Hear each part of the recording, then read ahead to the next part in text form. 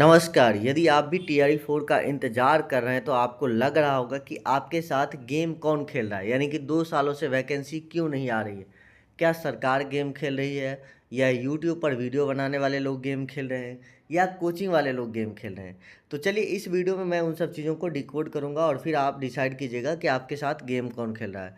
देखिए, सबसे पहली बात मैं आपको बता दूं कि सरकार TRE 4 देने के मूड में कभी थी ही नहीं। जी हाँ, क्या हुआ, जैसे TRE 3 का ज्वाइनिंग लेटर बताया, उसके बाद बड़े मंच पर नीतीश कुमार थे, उप मुख्यमंत्री जी थे, सभी लोग थे, लेकिन TRE 4 की कोई चर्चा नहीं हुई।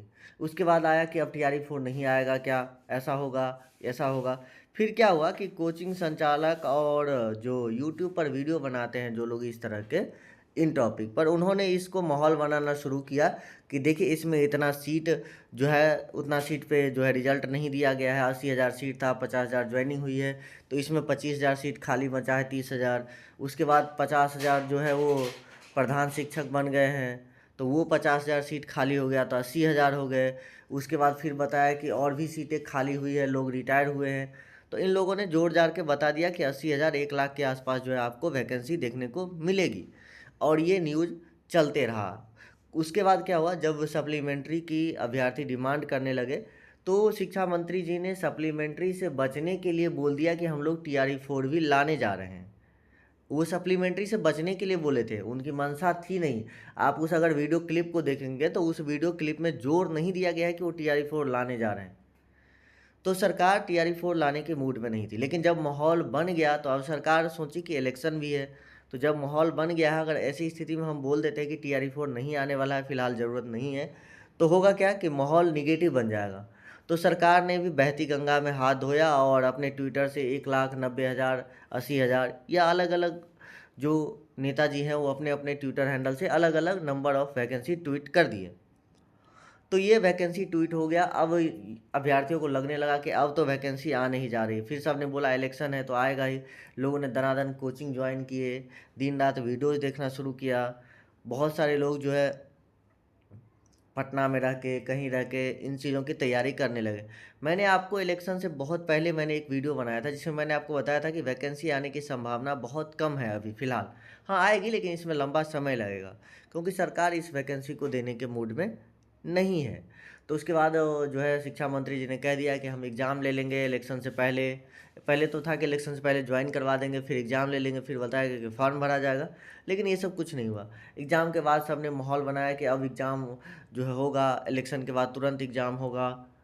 फिर BPSC से डेट दिलवा दिया गया। फिर BPSC ने डेट दे दिया कि 22 सितंबर को हम एग्ज़ाम लेंगे, लेकिन अभी तक उसका फॉर्म नहीं भरा है। जनवरी, फरवरी, मार्च, अप्रैल भी चल रहा है। इस बीच में ये भी खबर आती है कि सरकार के पास वित्तीय संकट भी है, यानी कि पैसा उतना नहीं है, ऐसे बहुत सारे लोग कह रहे हैं। और सरकार के पास वित्तीय संकट हो भी सकती है। जी हाँ, क्योंकि इस बात से इनकार नहीं किया जा सकता, क्योंकि सरकार ने जो पहले बजट बनाया होगा, केंद्र सरकार, उनका बजट हिल गया है, क्योंकि तेल के दाम बढ़ रहे हैं। आप लोगों को पता है कि लड़ाई चल रहा है जिससे तेल के दाम बढ़ रहे हैं।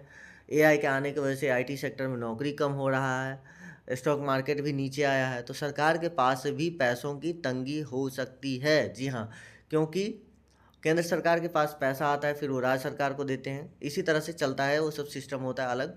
तो हो सकता है कि सरकार के पास पैसों का भी अभाव हो। कुछ लोग मैंने देखे यूट्यूब पर कि जो है BPSC AEDO का बहाली है, और भी छोटे मोटे बहालियों के नाम लेते हैं कि इन सब की बहाली तो हो रही है, अगर पैसा नहीं होता तो इन लोगों की बहाली नहीं होती। तो बताना चाहूँगा कि उन लोगों की जो बहाली हो रही है उनके सीट काफ़ी कम है, यानी कि टीचर वाले एग्ज़ाम में सीट बहुत ज़्यादा होने वाले हैं, इसीलिए इसकी बहाली टाली जा रही है।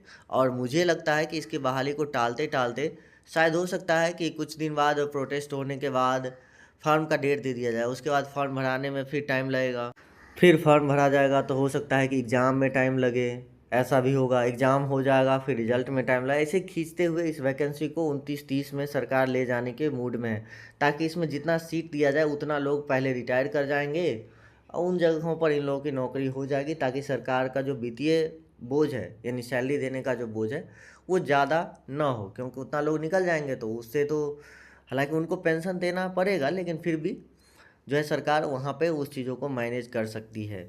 तो सरकार शायद इसी मूड में है, इसीलिए वैकेंसी नहीं आ रही है। और सबसे बड़ी बात यही है कि सरकार वैकेंसी देने के मूड में कभी नहीं थी। बीच में